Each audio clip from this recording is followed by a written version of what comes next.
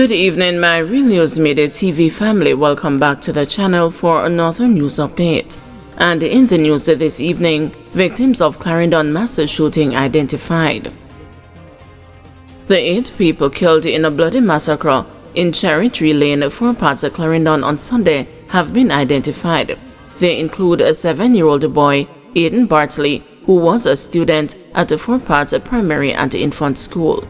The other deceased are 27-year-old Cavell Daly, a therapist, 50-year-old construction worker Lawrence Francis, 20-year-old Diamond Bennett, a cashier, 58-year-old butcher Errol Stewart, also known as Wagga, 32-year-old Jermaine Booth, also known as Blacks, Courtney Messam, also known as a Dumby, and a woman identified as a Margaret. They are all of Cherry Tree Lane addresses. A 1-year-old boy and a 70-year-old woman are among 10 others who were injured and have been hospitalized. Official reports reaching the news are that a white Toyota Axio drove up to a bar where a party was being held, and the 3 men alighted from the vehicle armed with rifles and handguns and opened fire on the patrons. When the shooting subsided, 7-year-old Aiden and the 3 others were pronounced dead at the scene, and the 2 others pronounced dead at hospital. The police say the gunmen then drove off in the direction of the Meepen bypass, and on reaching another section of Cherry Tree Lane, they stopped at another gathering where 2 men exited the vehicle armed with handguns and opened gunfire at another group before escaping in the waiting car. After the second shooting incident subsided, it was discovered that 2 men died on the spot, making it 8 fatalities. The injured victims are said to be in serious condition. Shock and grief beset the Clarendon community after terror attack. There is shock and sadness in Cherry Tree Lane, 4 parts of Clarendon, as residents struggle to come to grips with Sunday night's deadly attack in the community. 8 people, including a child, were killed and 9 others shot and wounded. The boyfriend of one of the female victims was a picture of grief when he spoke with the news on Monday morning.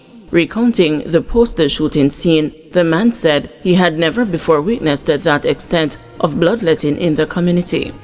Nerves up, nervous right now, nervous, body a shake. But just call her not even 10 minutes ago. And she said she down in the lane with her friend. And by the time I reach over, one of my friends called me and said, "Pay gunshot in the lane." So same time I call her phone. But then I get here one of her friend answer and say, "Then kill her friend." I say, "Kill your friend, kill who then kill?" I said, "Wait." And she said, "Down in the lane." And same time I come down the lane, but same time the police them reach. I come see one youth right there, so I see one next youth up on the ball gun, I see one little baby youth. And by the time the police them come and say, "We have to leave from your son," whatever. Me say them grown on the back again and shoot, man. You're right, I know, I know. She just can give them a support, for everybody has support each other with them, like a being good thing with them a try help themselves. You understand?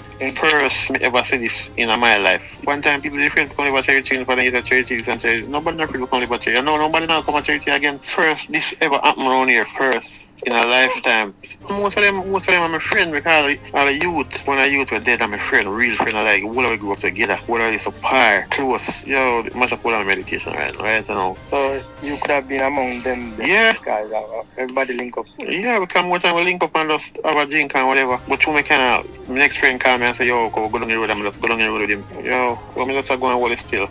Another resident, Debbie Hamilton Francis, the wife of another of the victims who died in Sunday night's tragedy, said she is struggling to come to terms with the death of her husband. She also lost her daughter and a brother in the incident. Prime Minister Andrew Holness, National Security Minister Dr. Harris Chang, and other officials visited the area on Monday. Terror attack sparks a curfew in Cherry Tree Lane, Clarendon. A curfew has been imposed in Cherry Tree Lane in 4 parts of Clarendon. This was announced by Deputy Commissioner of Police in charge of crime Fitzbailey during a press conference on Monday morning. The temporary security measure was imposed following Sunday's act of terror in which 8 people were killed and 9 others wounded at a birthday event. DCP Bailey said the police high command has launched a high-level probe into the incident. The deputy police chief, who indicated that the investigation is at an early stage, said the 3 men armed with rifles and handguns carried out the attack. Preliminary investigation suggests that the attackers used high-powered firearms indiscriminately, firing on the gatherings.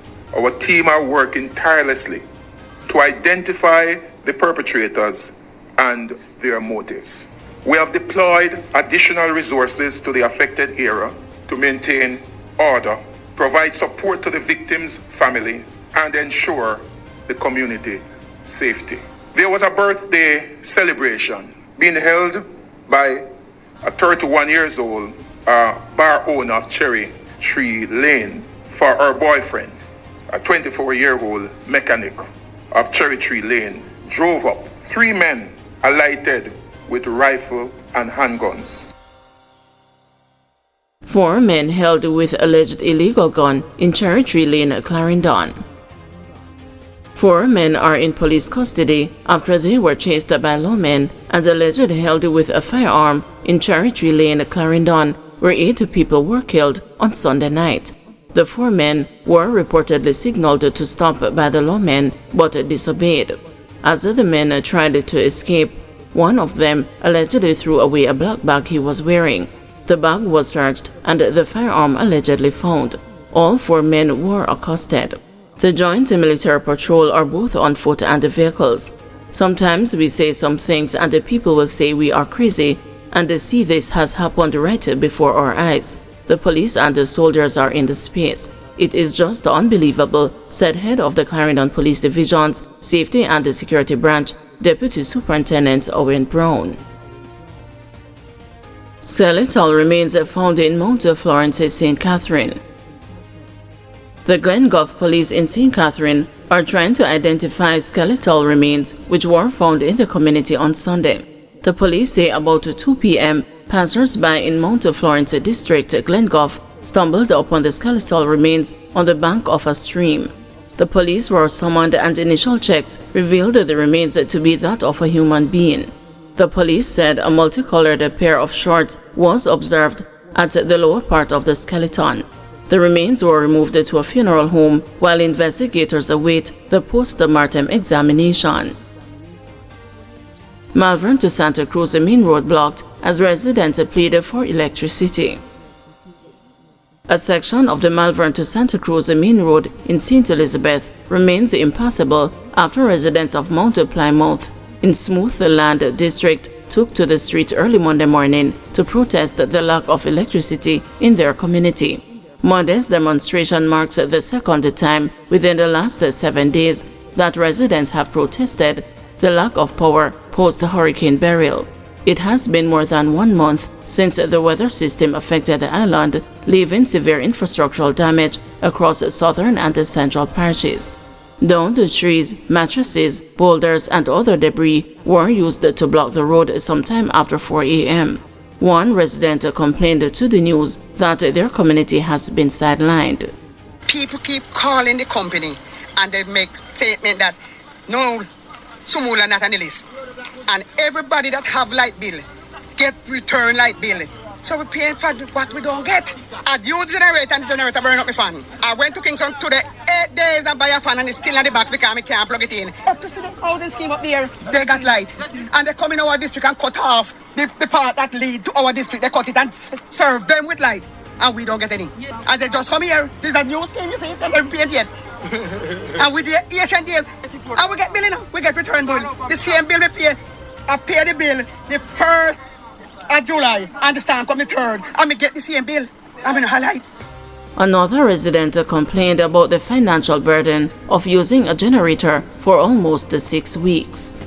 From them time till now, about 2 months or more, I run generator. You know what money that I cost me? Yeah. I run generator. $200. So like, we want to know how is it that we can get some light? One post. But weeks ago, them said dig a hole. We dig the hole. The hole dig. Clean the line. So, we want some assistance, man. We want light. We don't have no MP. We want some light. We want light post. If I have a piece in a post and I bring it, come, man. We want some light. Thank you everyone for watching. See you tomorrow morning at 6 a.m. for another news update.